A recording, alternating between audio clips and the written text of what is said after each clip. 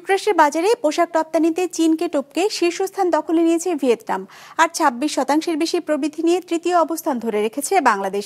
যুক্তরাষ্ট্রের office of textile and apparel ওটেক্সার জানুয়ারি থেকে মার্চ পর্যন্ত 3 মাসের প্রতিবেদনে এই তথ্য উঠে এসেছে।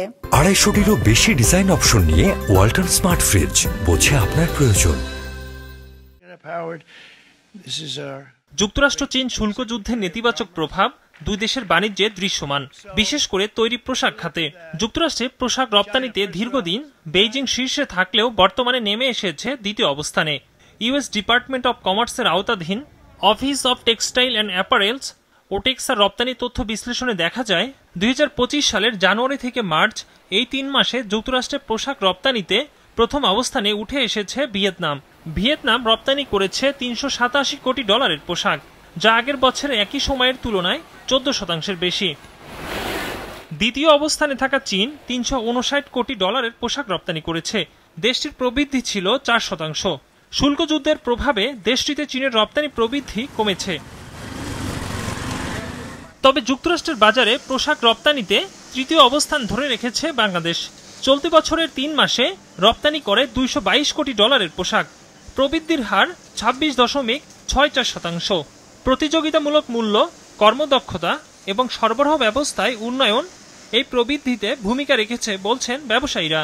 আমাদের এই 37% ডিউটি ইম্পোজ হলেও আমরা যদি একটা ভালো নেগোসিয়েশন করতে পারি, তাহলে আমাদের এটা বিশাল সম্ভাবনা তৈরি করতে পারে। তো সম্ভাবনা তৈরি করার এখনো কিন্তু সুযোগ রয়েছে, এখনো কিন্তু সেই সম্ভাবনাটা আসেনি।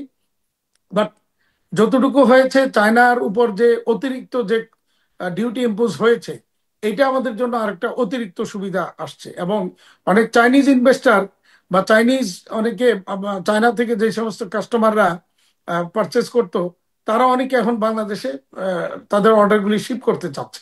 শুল্ক নিয়ে মার্কিন প্রশাসনের সাথে দক্ষতার সাথে দর কষাকষি করতে পারলে আগামীতে রপ্তানিতে বড় সম্ভাবনা দেখছেন ব্যবসায়ীরা। যুক্তরাষ্ট্র থেকে তুলা আমদানি বাড়াতে সরকারকে এগিয়ে আসার আহ্বান তাদের। এখানে একটা ওয়্যার হাউস করে দিবেন, যেখানে ওয়্যার হাউসে আগে থেকে এসে কটনটা জমা থাকবে। আমাদের যারা ইউজার, আমাদের যারা আমদানিকারক, তারা এলসি দিবে ওই কোম্পানিকে, এলসি দিলে ওই কোম্পানি এখানে স্টকে রাখবে, এখান থেকে আমাদের একদিনের মধ্যেই ডেলিভারি দিয়ে দিবে। ফলে আমাদের কিন্তু এটা একটা বিশাল সুযোগ কিন্তু তৈরি হবে যে এলসি দিয়ে সাথে সাথে কটনটা আমরা পেয়ে যাব। এটা আমাদের উৎপাদন প্রক্রিয়া যে সময়, সেই সময়টাকে অনেকটাই হ্রাস করে আনবে এবং আমাদেরকে লিড টাইম আরো কম লিড টাইমে আমরা অর্ডার প্রকিউর করতে পারবো বা এক্সপোর্ট করতে পারবো। চলতি বছরের 3 মাসে যুক্তরাষ্ট্রে আমদানি করা পোশাকের মূল্য $2,400 কোটি, যা আগের বছরের তুলনায় প্রায় 11%। ইকরামুল ইসলাম খান, বিজনেস রিপোর্ট, মাছরাঙ্গা টেলিভিশন।